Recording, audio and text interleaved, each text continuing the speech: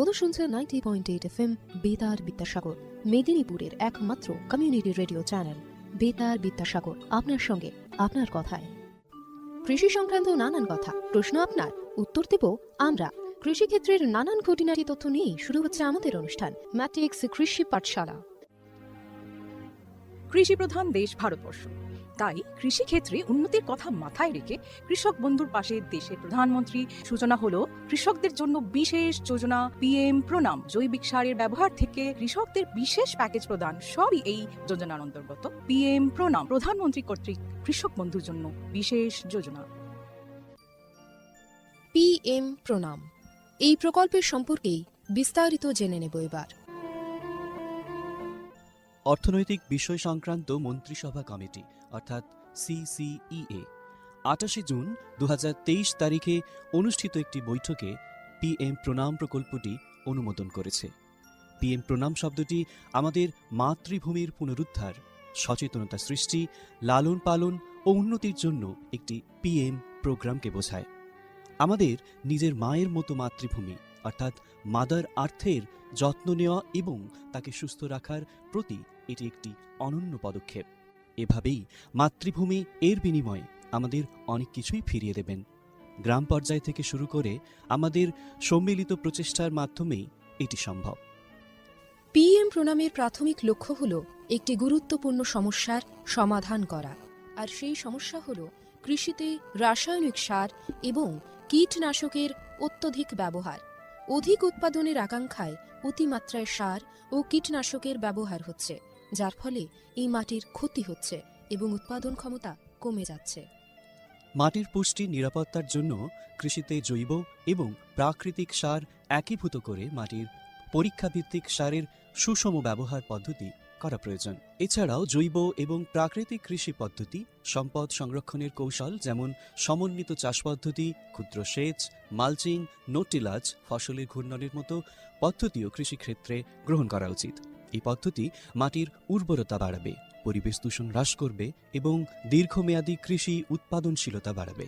কৃষিক্ষেত্রে সুষম সারের ব্যবহার মাটি সহ আমাদের পরিবেশের স্বাস্থ্য নিশ্চিত করতে গুরুত্বপূর্ণ ভূমিকা পালন করে।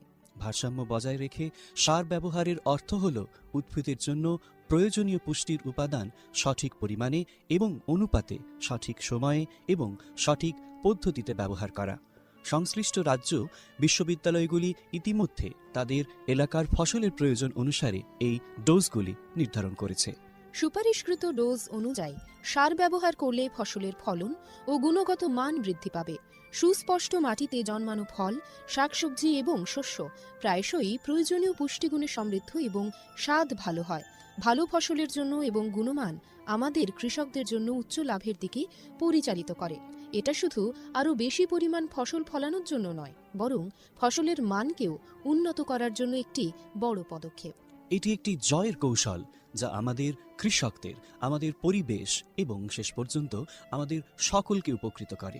সঠিক জ্ঞানের সঙ্গে পুষ্টির ব্যবহার করলে আমরা যে শুধু ফলনই বাড়াতে পারব তা নয়, বরং আমাদের জমি ভবিষ্যৎ প্রজন্মের জন্য যাতে উর্বর থাকে তাও নিশ্চিত করতে পারব। সুতরাং আসুন একটি উজ্জ্বল এবং আরও টেকসই কৃষি ভবিষ্যতের জন্য সুষম সার ব্যবহারের প্রচার এবং অনুশীলন চালিয়ে যাই। বিকশিত ভারত সংকল্প যাত্রা, বিকশিত ভারত সংকল্প যাত্রা। আসুন এই প্রকল্পের বিষয়ে এবার জেনে নেওয়া যাক। এই প্রকল্পের মূল উপাদানগুলির মধ্যে একটি হল PM প্রণাম প্রকল্প এবং কৃষিতে ড্রোনের ব্যবহারকে উন্নীত করার প্রচেষ্টা করা। সারের সুষম ব্যবহার এবং ন্যানো সারের ব্যবহার নিশ্চিত করার লক্ষ্যে department of fertilisers, sir company, প্রধানমন্ত্রী কৃষি সমৃদ্ধি কেন্দ্র, ফিল্ড অফিসার এবং নোডাল অফিসার সহ বিভিন্ন স্টেক হোল্ডারদের একত্রিত করেছে। VBSY এর একটি আকর্ষণীয় বিষয় এই যে এর মাধ্যমে বিভিন্ন ফসল এবং গাছপালাগুলিতে ন্যানো সার এবং জলে দ্রবণশীল সার স্প্রে করার পদ্ধতি প্রদর্শনের জন্য ড্রোনের ব্যাপক পরিমাণ ব্যবহার করা। এই উদ্যোগের ফলে 29টি রাজ্য বা কেন্দ্রশাসিত অঞ্চল জুড়ে বিভিন্ন জেলায় হাজার হাজার ড্রোন প্রদর্শিত হয়েছে। এই ব্যবহারিক পন্থা কার্যকরভাবে আধুনিক কৃষি প্রযুক্তি গ্রহণের সুবিধার কথা বলেছে। নাগরিকদের মধ্যে টেকসই কৃষির অনুশীলন সম্পর্কে আরও তথ্য প্রচার করাই এই প্রকল্পের উদ্দেশ্য। উল্লেখ্য, এই প্রোগ্রামটি একটি অপ্রতিরোধ্য সাড়া পেয়েছে এবং লক্ষ লক্ষ দর্শক ড্রোন প্রদর্শনীর সাক্ষী দেখেছে। কৃষকরা বিশেষ করে প্রচলিত ইউরিয়ার তুলনায় ন্যানো ইউরিয়ার উপকারিতা বুঝে ন্যানো সার প্রয়োগে গভীর আগ্রহ দেখিয়েছেন। এই ইভেন্টগুলির সময় আলোচনার আর কথোপকথনের মাধ্যমে করা অনুশীলনগুলি যথেষ্ট কার্যকরী হয়েছে, যা কৃষকদের মধ্যে ক্রমবর্ধমান সচেতনতা এবং আগ্রহ প্রদর্শন করেছে। বহু উৎসাহী কৃষক এই প্রকল্পের প্রতি ড্রোন ব্যবহারে আগ্রহ প্রকাশ করেছেন। এই আধুনিক প্রযুক্তির অর্থনৈতিক সম্ভাব্যতা কৃষকদের আলোর দিশা দেখিয়েছে এবং কৃষিতে আরও টেকসই এবং সাশ্রয়ী পদ্ধতির পথ প্রশস্ত করেছে। মাননীয় প্রধানমন্ত্রী শ্রী নরেন্দ্র মোদী প্রধানমন্ত্রী মহিলা কিষাণ ড্রোন কেন্দ্র চালু করেছেন। এটি মহিলাদের স্বসহায়ক গোষ্ঠীগুলিকে ড্রোন সরবরাহ করবে, যাতে তারা জীবিকা নির্বাহের জন্য এই প্রযুক্তি ব্যবহার করতে পারেন। প্রধানমন্ত্রী কৃষি সমৃদ্ধি কেন্দ্রগুলি VBSY প্রোগ্রামগুলিকে সমর্থন করার জন্য সক্রিয় ভূমিকা পালন করেছে, যার ফলে এই উদ্যোগের সহযোগিতামূলক প্রকৃতির উপর জোরও দেওয়া হয়েছে। বিকশিত ভারত সংকল্প যাত্রা শুধু একটি যাত্রা নয়, এটি ভারতীয় কৃষির জন্য একটি টেকসই এবং প্রযুক্তিগতভাবে উন্নত ভবিষ্যতের দিকে একটি রূপান্তরমূলক পদক্ষেপ। যাত্রার অগ্রগতির সঙ্গে সঙ্গে এটি দেশের কৃষি ল্যান্ডস্কেপকে নতুন রূপ দেওয়ার, উদ্ভাবনকে উৎসাহিত করার এবং সবার জন্য একটি সবুজ আরও সমৃদ্ধ ভবিষ্যৎ নিশ্চিত করার প্রতিশ্রুতি দেয়। ড্রোন প্রযুক্তি, ন্যানো সার এবং টেকসই চাষ পদ্ধতির প্রচারের মাধ্যমে এটি শুধুমাত্র সচেতনতাই তৈরি করছে না, বরং কৃষকদের আরও সমৃদ্ধ এবং পরিবেশ বান্ধব ভবিষ্যতের জন্য উদ্ভাবন গ্রহণ করতে অনুপ্রাণিত করছে। আমরা যেমন এই কৃষি বিপ্লবকে উৎসাহিত হতে দেখি, এটা স্পষ্ট যে বিকশিত ভারত সংকল্প যাত্রা একটি উন্নত এবং টেকসই ভারতের জন্য বীজ বপন করছে এবং এগিয়ে নিয়ে যাচ্ছে। এরই অঙ্গ হিসেবে আমাদের এবারের অনুষ্ঠান বেতারের মাধ্যমে কৃষি বন্ধুর জন্য সচেতনতামূলক অনুষ্ঠান ম্যাটিক্স কৃষি পাঠশালা। শুনতে থাকুন বেতার বিদ্যাসাগর FM 90.8। ম্যাটিক্স কৃষি পাঠশালায় আজকের বিষয় ফার্মিং অফ মাগুর ইন ডেরেলিক্ট পন্ড, হাজা মজা পুকুরে মাগুর মাছের চাষ। আজকের অতিথি ডক্টর ইন্দ্রদীপ চক্রবর্তী। সাক্ষাৎকার নিয়েছেন শ্রী দেবব্রত মোদক। স্বাস্থ্যকর মাটি, স্বাস্থ্য ভারত। প্রিয় কৃষক ভাই ও বোনেরা, ম্যাট্রিক্স ফার্টিলাইজার অ্যান্ড কেমিক্যালস লিমিটেডের পক্ষ থেকে আমরা আপনাদের সকলকে উষ্ণ অভ্যর্থনা এবং শুভেচ্ছা জানাই। বন্ধুরা, matrix fertiliser and chemicals limited Paschimbanga রাজ্যের পূর্ব বর্ধমান জেলার পানাগড়ে অবস্থিত একটি ইউরিয়া উৎপাদনকারী সংস্থা। ম্যাট্রিক্স প্ল্যান্টটি পশ্চিমবঙ্গের প্রথম এবং একমাত্র ইউরিয়া কারখানা। আপনারা সবাই জেনে খুশি হবেন যে মাটি পরীক্ষার জন্য কোম্পানি কর্তৃক একটি ভ্রাম্যমাণ মৃত্তিকা পরীক্ষাগার স্থাপন করা হয়েছে, যা সমগ্র বাংলায় তার পরিষেবা প্রদান করে। এর পাশাপাশি কৃষকদের চাহিদা অনুযায়ী সংস্থার দ্বারা অন্যান্য নতুন পণ্য উপলব্ধ করা হয়, যার মাধ্যমে আপনারা সকলেই আপনাদের চাষে আরও বেশি ফলন এবং মুনাফা পেতে পারেন।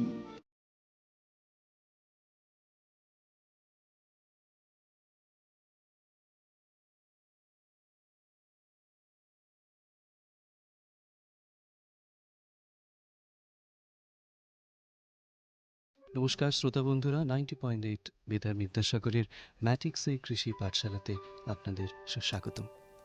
আজকের পাঠশালায় আমার সাথে উপস্থিত রয়েছেন doctor Indradeep Chakraborty, district fisheries officer, Alipurduar. নমস্কার। নমস্কার। কেমন আছেন? ভালো। বেশ, আজকে ডক্টর চক্রবর্তীর আলোচনার যে বিষয় এই ম্যাটিক্স এই কৃষি পাঠশালাতে, সেটি হলো হাজা ও মজা পুকুরে জিওল মাছের চাষ।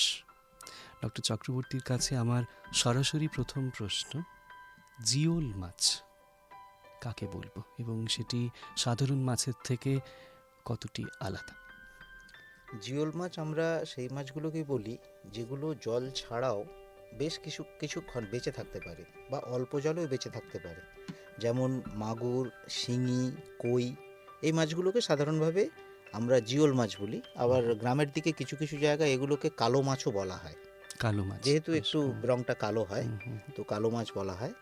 তো এই মাছগুলোর একটা অতিরিক্ত শ্বাসযন্ত্র থাকে, বেশ। যে কারণে এরা জল ছাড়াও বেশ কিছুক্ষণ বাতাসের অক্সিজেন নিতে পারে এবং বেঁচে থাকতে পারে, যে কারণে এগুলোকে জিওল মাছ বলা হয়। মানে এদের একটু জীবন বেশি বলছে। জীবন বেশি। বেশ। আচ্ছা ডক্টর চক্রবর্তী, ধরুন এই ক্যাটফিশ, তার ফার্মিংয়ের সুবিধে কি কি রয়েছে? ক্যাটফিশ ফার্মিংয়ের সুবিধে বলতে এই শিঙি, মাগুর, কই এই মাছগুলো আগেকার দিনে সাধারণত এমনি জলেই পাওয়া যেত, বা বৃষ্টি হলে মাঠ থেকে উঠে আসতো, ধরা হতো। তো এখনকার দিনে যেটা ঘটছে, নগরায়নের সাথে সাথে মাঠ, খাল, বিল এগুলো থেকে মোটামুটি স্পিসিস বলতে পারেন মুছে যাচ্ছে, পাওয়া যাচ্ছে না আর অতটা, যে কারণে চাষ করা হচ্ছে। কেননা এর বাজার দর প্রচুর। যদি আপনি বাজারে যান দেখবেন একটা মাগুর মাছ, 80-100 গ্রাম সাইজের মাগুর মাছ 700 থেকে 800 টাকা কেজি বিক্রি হচ্ছে, যেটা আগেকার দিনে আমাদের হয়তো দাদুদের সময়ে অনেকেই বলতো যে মাছটা এমনি উঠে আসে, তো এই মাগুর মাছ আবার চাষ করা হয় নাকি। ঠিক, ঠিক। এখন কিন্তু বাজার দরের জন্য এগুলো চাষ করা হচ্ছে। মানে বাজারে তথাকথিত যে দামি মাছ, যেগুলো ধরুন আমরা 1000 টাকা 1200 টাকা অবশ্যই। কেজি দরে কিনে আনছি, তাকে একটা সরাসরি প্রতিযোগিতার মধ্যে ফেলে ফেলে দিচ্ছে, মানে এলিট গ্রুপ মাছের মধ্যে কিন্তু মাগুর জায়গা করে নিয়েছে, বেশ, শিঙি মাগুর। বেশ। আচ্ছা ডক্টর চক্রবর্তী, এই মাগুর মাছ নিয়ে যখন কথা হচ্ছে, এই মাগুর মাছ কি আদ্যপান্ত দেশি মাছ, মানে কি স্বদেশি মাছ? অবশ্যই। যে মাগুর মাছটা নিয়ে আমরা এখন আলোচনা করছি, এটার বিজ্ঞানসম্মত নাম হচ্ছে ক্ল্যারিয়াস ব্যাট্রাকাস। ক্যারিয়াস এই মাছটা আদ্যপান্ত স্বদেশি মাছ, আমাদের ইন্ডিজিনাস ফিশ। বেশ। এছাড়াও এক ধরনের মাগুর এখন অনেকে চাষ করেন, ফার্মিং করছেন, বিশেষ করে দক্ষিণ 24 পরগনার ক্যানিং অথবা পূর্ব মেদিনীপুরের কিছু জায়গায়, যেটাকে আমরা বলছি হাইব্রিড মাগুর বা থাই মাগুর বলা হয়। তো অনেকে এটা চাষ করছেন, যদিও এটা সরকারি স্বীকৃত নয় এই চাষটা।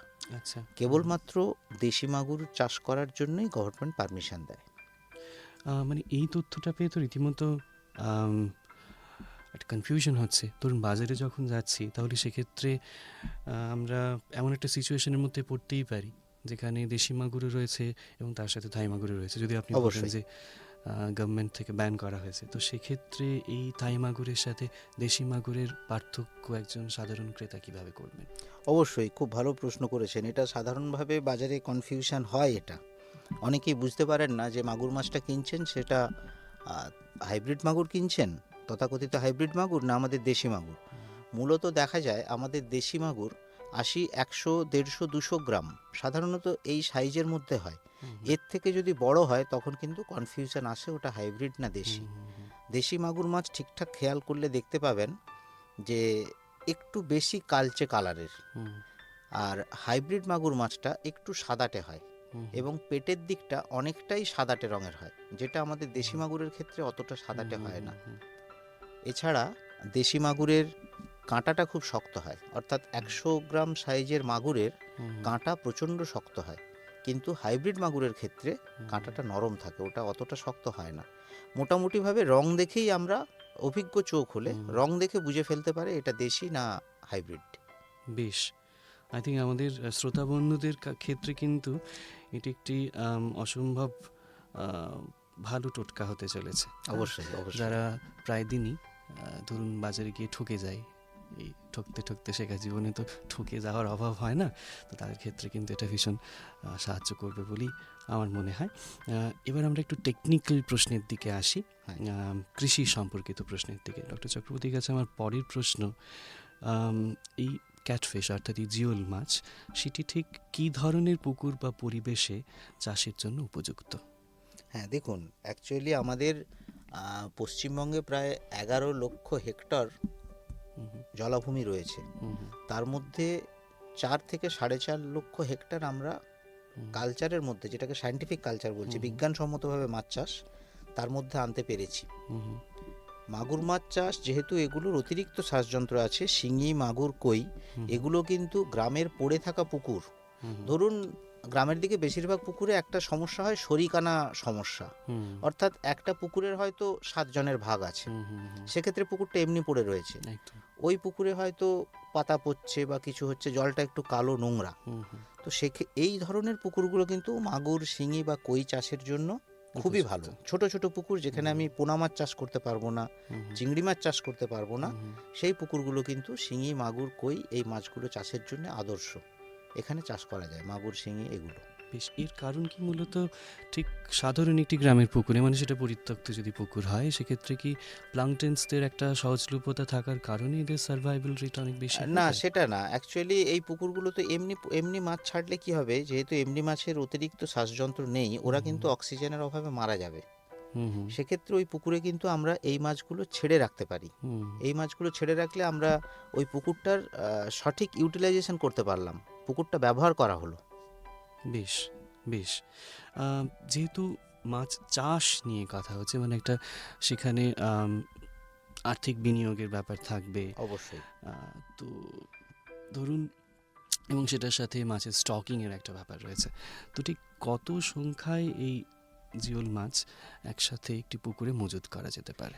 মোটামুটিভাবে 1 বিঘা সাইজের একটা পুকুর, 1 বিঘা মানে আমাদের সরকারি হিসেবে কিন্তু মোটামুটি 33 ডেসিমেল। 1 33 বিঘা ডেসিমেল। 33 ডেসিমেল। যদিও এই সাইজটা বিভিন্ন জেলায় বিভিন্ন রকম, স্থান ভেদে কিন্তু হুম হুম, এই বিঘার কনসেপ্ট পাল্টে যায়। বেশ তো বেশ। আমাদের সরকারি হিসেবে 33 শতকে 1 বিঘা হয়। হুম হুম 1 বিঘা পুকুরে আমার 2 ইঞ্চি সাইজের চারা, হুম হুম, এটাও মাথায় রাখতে হবে মাছের সাইজ কেমন। 2 ইঞ্চি সাইজ। 2 ইঞ্চি সাইজ, 2 ইঞ্চি সাইজের চারা আমরা মোটামুটিভাবে 7,000 পিস ছেড়ে রাখতে পারি। মোটামুটি সুস্থ হয় সবল, 7,000 হ্যাঁ, পিস। সুস্থ সবল চারা 7,000 পিস ছাড়তে পারি। এবং আমরা কি ভেবে নিতে পারি যে এই 7,000 যে চারা মাছ থাকবে, তাদের 90 থেকে 95% সার্ভাইভ করে যাবে, না? তা না, 90 থেকে 95% বলা ভুল, আমরা 80% মতো ধরে রাখি। 80% 80%। যদি চারার সাইজ আরেকটু বড় হয়, সেক্ষেত্রে আমরা সার্ভাইভাল পার্সেন্টেজটা বাড়াতে পারি। বেশ, চাষি ভাইদের ক্ষেত্রে কিন্তু চাষ করলে তার আর্থিক লোকসান হওয়ার সম্ভাবনা অত্যন্ত কম এক্ষেত্রে। অত্যন্ত কম এখানে। বেশ, পরের প্রশ্ন ডক্টর চক্রবর্তীর কাছে। ধরুন, যেহেতু আর্টিফিশিয়াল ফার্মিংয়ের কথা আমরা বলছি, সেক্ষেত্রে নিশ্চয়ই মাছগুলির বড় হওয়ার জন্য একটা ফুড সাপ্লিমেন্ট প্রোভাইড করার প্রয়োজনীয়তা রয়েছে। তো কী ধরনের খাবারই মাছকে দেওয়া যেতে পারে? হ্যাঁ, এই মাগুর মাছ চাষের সবার আগে শর্তটা হচ্ছে, যে পুকুরে আমি চাষ করব, যেহেতু আমি বললাম হাজা মজা পুকুরে চাষ করব, আমি তো জানি না ওই পুকুরের জলে কি কি মাছ রয়েছে। হুম হুম এমনও হতে পারে ওখানে কিছু শোল, শাল, ল্যাঠা বড় সাইজের এগুলো রইলো। হুম হুম তো চারা ছাড়ার পরেই কিন্তু ওরা মাগুর মাছটাকে খেয়ে নিতে পারে, চারাটাকে। হুম হুম, যে কারণে প্রথমেই কিন্তু ওদেরকে মহুয়া কেক দিয়ে, মহুয়া মহুয়ার খোল খোল দিয়ে বলছেন, হ্যাঁ হ্যাঁ। মাছগুলোকে মেরে ফেলতে হবে। হুম হুম হুম হুম মহুয়া খোল দেওয়ার মোটামুটি 20 থেকে 21 দিন পরে আমরা কিন্তু চারা ছাড়তে পারি। হুম হুম এবারে চারা ছাড়ার পরেই মাছকে কিন্তু খাবার দিতে হবে, কেননা হাজা মজা পুকুরে ও কিন্তু ওর নিজস্ব ন্যাচারাল খাবার যেটা, সেটা কিন্তু অতটা পাবে না। যে কারণে ওকে কিন্তু বাইরে থেকে পরিপূরক খাবার দিতে হবে আমাকে। এবার মাগুর মাছ নকচারনাল, পেঁচার মতো রাত্রে বেশি খায় কিন্তু। বেশ বেশ। তো আমি যতটা খাবার দেব, হুম হুম, ওই খাবারের 70% দিতে হবে সন্ধ্যাবেলায়, আচ্ছা। আর 30% দিতে হবে সকালবেলায়। হুম হুম মোটামুটিভাবে একজন চাষি ভাই হুম হুম গ্রামের একটা ছোট পুকুরে হয়তো চাষ করছেন, হাজা মজা পুকুরে, হুম উনি মোটামুটিভাবে সর্ষে খোল আর শুঁটকি মাছ এবং চালের গুঁড়ো হুম হুম 1:1:1 অনুপাত, অর্থাৎ যদি 3 কিলো খাবার বানানো হয়, হুম হুম 1 কিলো চালের গুঁড়ো, হুম হুম 1 কিলো শুঁটকি মাছ, হুম হুম 1 কিলো সর্ষে খোল, হুম হুম 3টে ভালোভাবে মিশিয়ে হুম হুম, মাছকে কিন্তু খেতে দিতে পারেন। বেশ। এবং ছড়িয়ে দিলে হবে না, হুম হুম খাবার ছড়িয়ে দিলে আমাদের বেশি নষ্ট হয়। হুম সেক্ষেত্রে একটু সাবুদানা হুম হুম খাবারের মধ্যে দিলে, সাবুদানাটা একটু চিটচিটে হয়, তো হুম হুম খাবারটা মন্ড করতে সুবিধা হয়। হুম, তো খাবারটা মন্ড মন্ড করে হুম হুম, 2-4টে ঝুড়িতে করে 2-4 জায়গায় নামিয়ে দিতে পারেন, জলের নিচে বলছেন? জলের নিচে, বেশ, মাটি থেকে জাস্ট 1 ফুট ওপরে ঝুড়িটা ঝুললো, হুম হুম, ওই ঝুড়িতে নামিয়ে দিতে পারেন, মাগুর মাছ এসে চারা এসে খেয়ে যাবে। বেশ বেশ। এর খাবারের একটা মোটামুটিভাবে আমি একটা করে দিচ্ছি, মানে কত খাবার লাগতে পারে। হুম হুম ধরুন 1 বিঘা পুকুরে 7,000 মাছ ছেড়েছি, হুম হুম তার জন্য প্রথম মাসে 1 কেজি 500 গ্রাম প্রতিদিন। প্রথম মাসে 1 কেজি 500 গ্রাম প্রতিদিন। বেশ।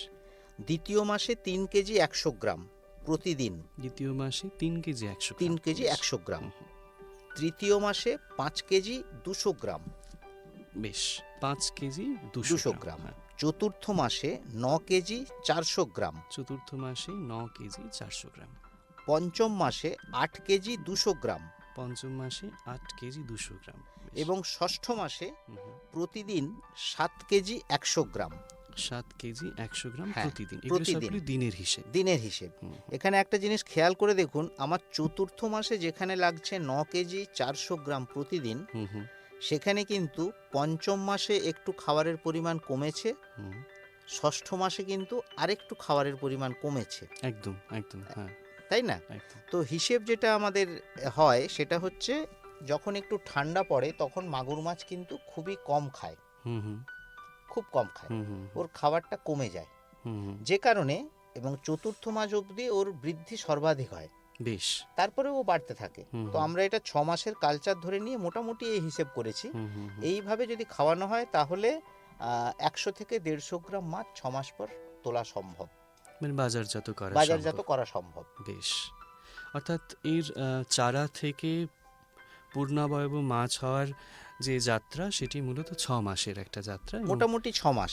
বেশ, এই সূত্রে আরেকটি প্রশ্ন ডক্টর চক্রবর্তীর কাছে।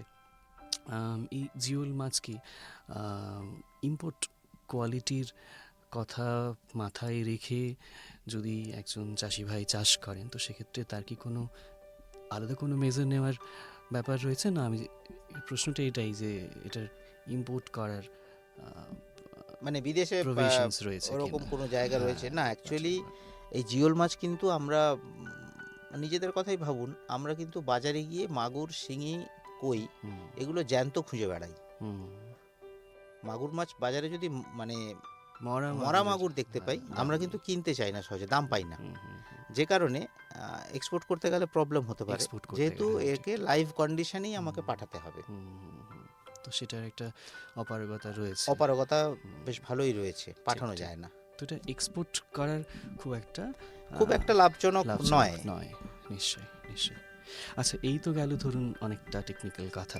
তো মাছে ভাতে বাঙালি, দুই বাঙালি, আর এত শ্রোতা বন্ধু বাঙালিরা কথা শুনছে, তো এই মাছের খাদ্য গুণ সম্পর্কে যদি কিছু বলেন, মানে অবশ্যই অবশ্যই মাগুর মাছের মাগুর, শিঙি এই মাছগুলোর খাদ্যগুণ বলা হয় যে ধরনের মাছ আমরা খেয়ে থাকি তাদের মধ্যে সর্বোচ্চ খাদ্যগুণ মাগুর মাছের, শিঙি মাছের মধ্যে রয়েছে। হুম হুম যেহেতু এরা প্রোটিন খাবার খায়, হুম সুতরাং এদের ফ্লেশের মধ্যেও, এদের মাংসের মধ্যেও কিন্তু প্রোটিনটা প্রচুর পরিমাণে থাকে, হুম এবং সেটাও হচ্ছে সহজ পাচ্য প্রোটিন। হুম হুম বারবার এই কথাটাই এবার আমরা জোর দেব।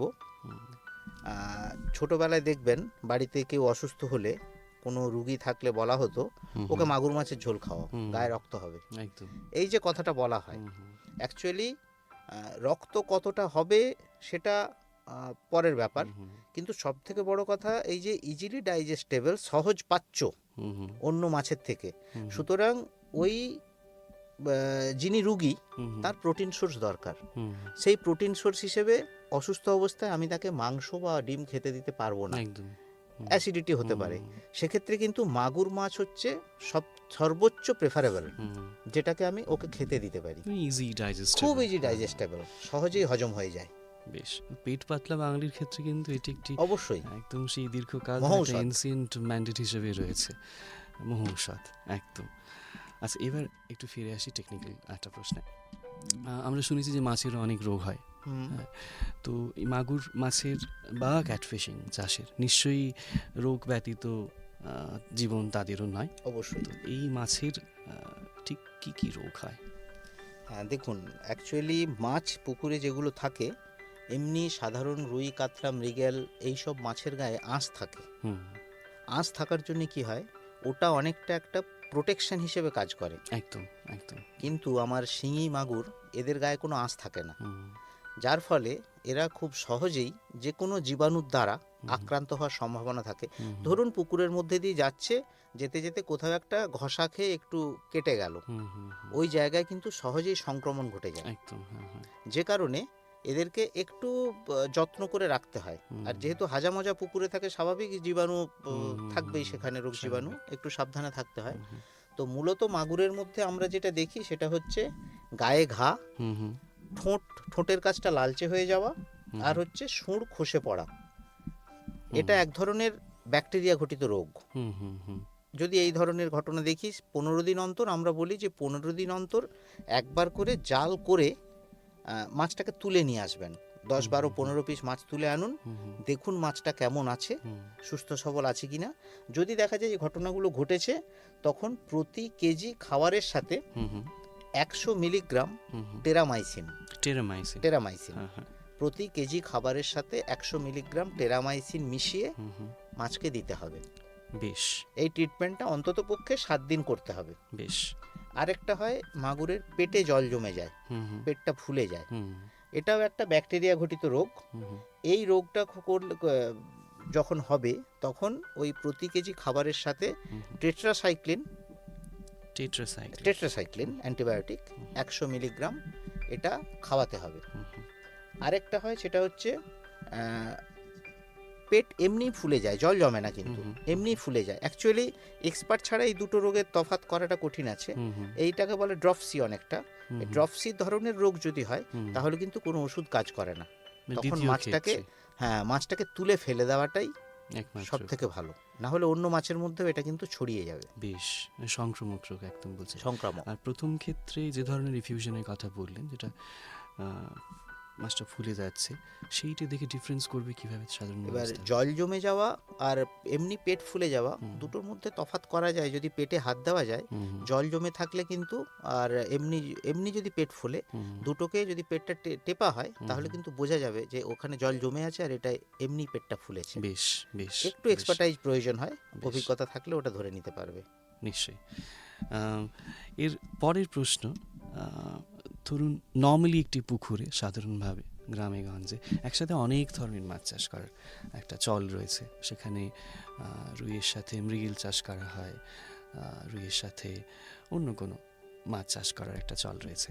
তো ধরুন যে পুকুরে এই জিওল মাছ চাষ করা হচ্ছে, অর্থাৎ মাগুর চাষ করা হচ্ছে, তার সাথে কি অন্য কোনো মাছের চাষ করা সম্ভব? হ্যাঁ, অবশ্যই চাষ করা সম্ভব। ধরুন পরিষ্কার পুকুরে একজন চাষি ভাই, উনি রুই, কাতলা, মৃগেল এই মাছগুলো চাষ করেন। তো ওই পুকুরেও কিন্তু খুব সুন্দরভাবে শিঙি মাগুর চাষ করা যায়। সেক্ষেত্রে একটা সাবধানতা নিতে হবে, তলার মাছ যেগুলো, অর্থাৎ বাটা, সাইপ্রিনাস, মৃগেল, আচ্ছা, এই ধরনের মাছগুলো কিন্তু একেবারেই ছাড়া যাবে না। আচ্ছা, যেহেতু মাগুর মাছের কম্পিটিটর, ওরা প্রতিযোগী। তলার যে খাবারটা, যেটা খেয়ে মাগুর বড় হবে, দেখা যাবে রুই, কাতলা, রুই না, সাইপ্রিনাস, মৃগেল, বাটা, এরা ওই খাবারটা খেয়ে নিচ্ছে, ফলে মাগুরের বৃদ্ধি হবে না। এক্ষেত্রে কিন্তু কাতলা ছাড়া যেতে পারে, সিলভার কার্প ছাড়া যেতে পারে, রুই ছাড়া যেতে পারে, তার সাথে তলার মাছ হিসেবে শিঙি মাগুর ছাড়া যেতে পারে কিছু সংখ্যায়। এবং এটা করলে চাষি ভাইয়ের কিন্তু লাভ হওয়ার সম্ভাবনাটা বেশি হয়। কেননা তলায় বাটা, মৃগেল থাকলে আমরা বাজারে বিক্রি করে যে দামটা পাবো বাজারজাত করে, মাগুর মাছ বাজারজাত করলে কিন্তু আমরা তার থেকে বেশ কয়েক গুণ বেশি দাম পাবো, যে কারণে এটা করা যেতে পারে।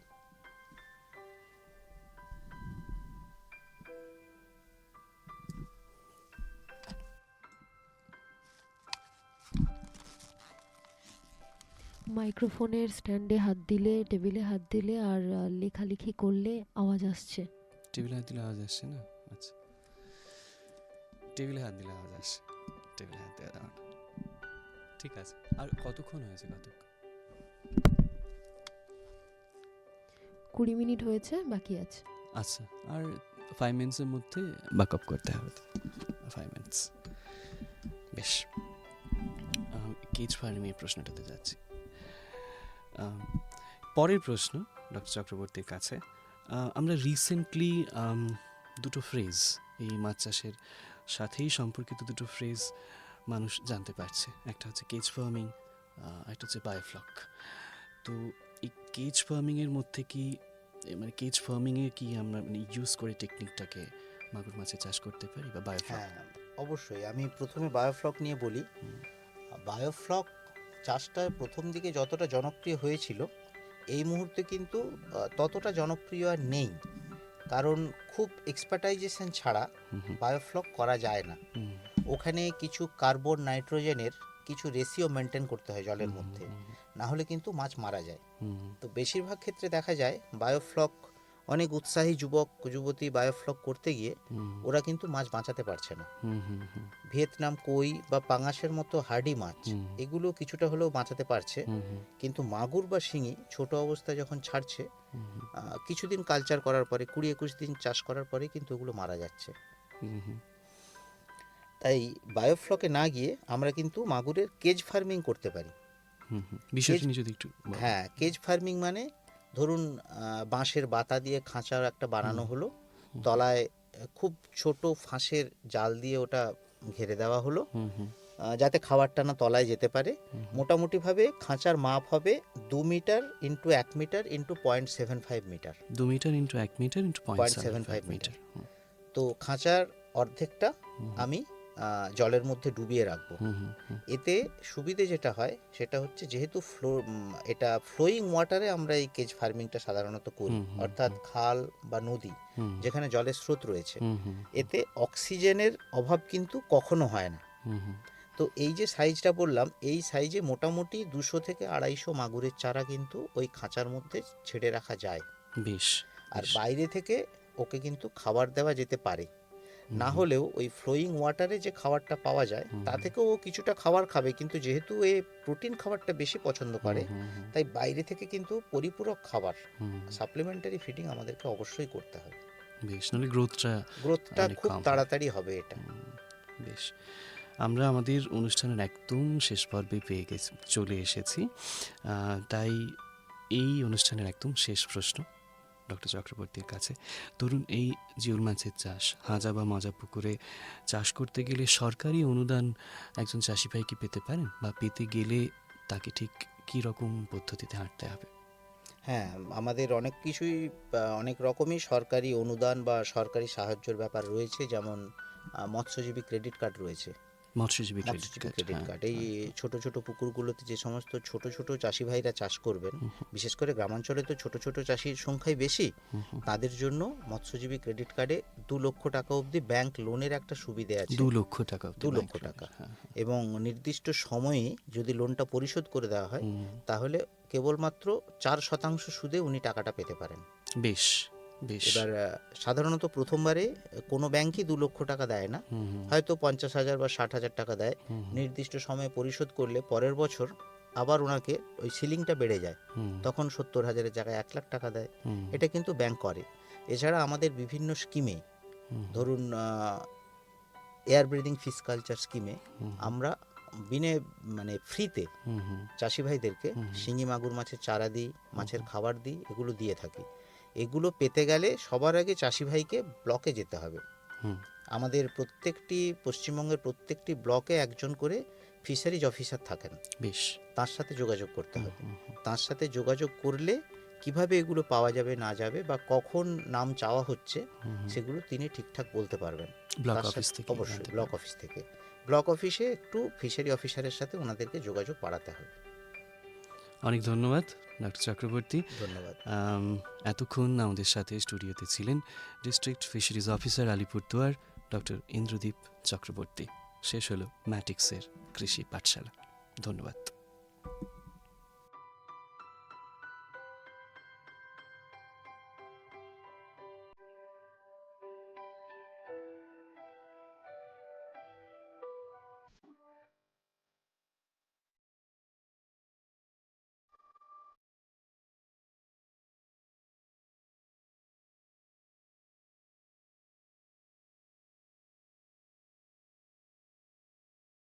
এতক্ষণ শুনছিলেন কৃষি সংক্রান্ত বিশেষ অনুষ্ঠান ম্যাটিক্স ফার্টিলাইজার্স ও কেমিক্যালস লিমিটেডের প্রস্তুতি, কৃষক ভাই ও বন্ধুর জন্য কৃষিক্ষেত্রে বিশেষ বার্তা। এই ধরনের অনুষ্ঠান আরও শুনতে কানে রাখুন বেতার বিদ্যাসাগর 90.8 FM, ঠিক বেলা 1টায়।